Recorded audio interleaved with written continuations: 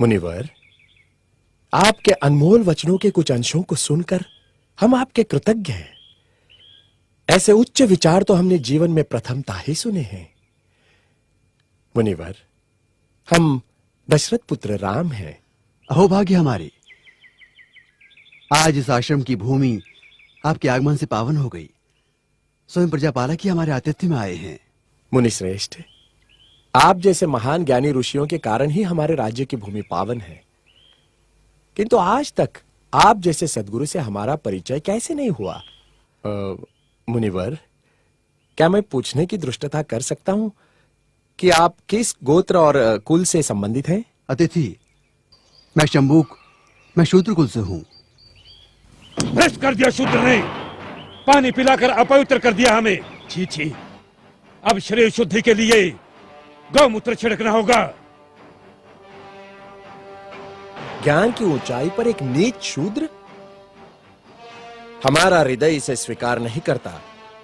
किंतु ये सत्य है राजा राम, मैं शूद्र हूं। ज्ञान की गंगा का स्पर्श मात्र ही जिनके लिए वर्जित है, उनके पास ज्ञान का भंडार असंभव। तभी तो राम राज्य में अराजकता फैली है। राम, क्या आपको ज्ञात है कि धर्मानुसार आपका अपराध जघन्य है? मेरा अपराध? क्या शूद्र का ज्ञान प्राप्त करना अपराध है?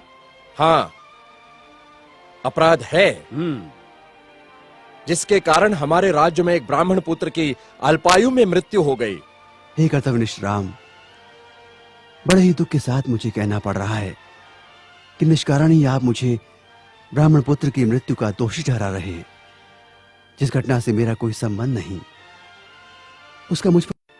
राजा राम, मैं न कहता था जिसका जो कार्य है वही कार्य उसे करते रहना चाहिए, नहीं तो ये शूद्र भी एक दिन अपना सर उठाकर हमको ज्ञान पढ़ाएंगे।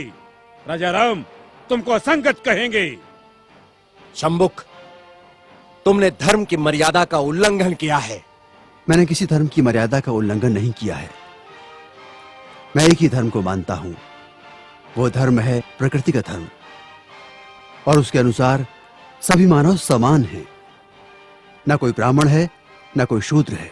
देखो देखो इसकी जीवा कैसी लप लपा रही है।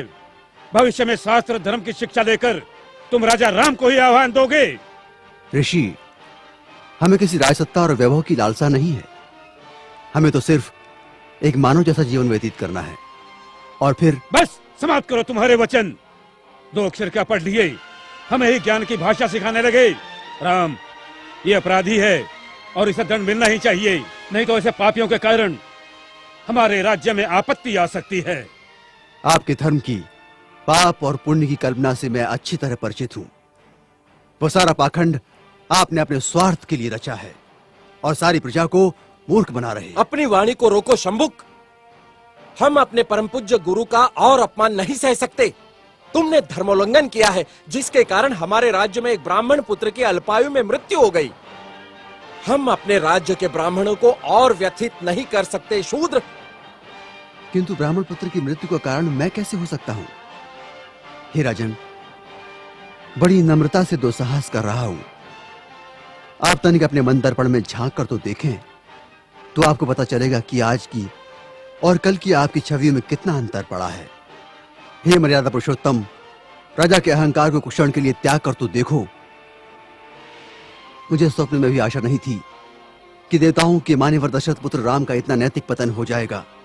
किसी ने बस कह दिया तो आपके सोचने की शक्ति क्षीण हो गई। राजदंड की आड़ में ऋषि का वध करने के लिए उद्युक्त हो गए। दोषी मैं नहीं राजा राम, अपितु ब्राह्मण पुत्र की मृत्यु के लिए दोषी आप हैं। अपनी विष उगलती जिह्वा को रोको शंभुक। मुझे भयभीत करने की चेष्टा न करो राम। जब जब किसी शूद्र ने परंपरागत सामाजिक दास्तां की बेड़ियां तोड़ने की चेष्टा की, तब तब धर्मांधों ने उसकी हत्या कर दी। मुझे मृत्यु का भय नहीं राम। एक शंभुक जाएगा तो दूसरा शंभुक निश्चित ही पैदा होगा।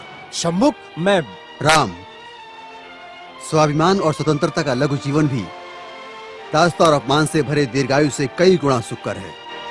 अब यदि एक भी शब्द तुम्हारे मुख से और निकला तो मैं सत्य हूं और सत्य की कभी मृत्यु नहीं होती।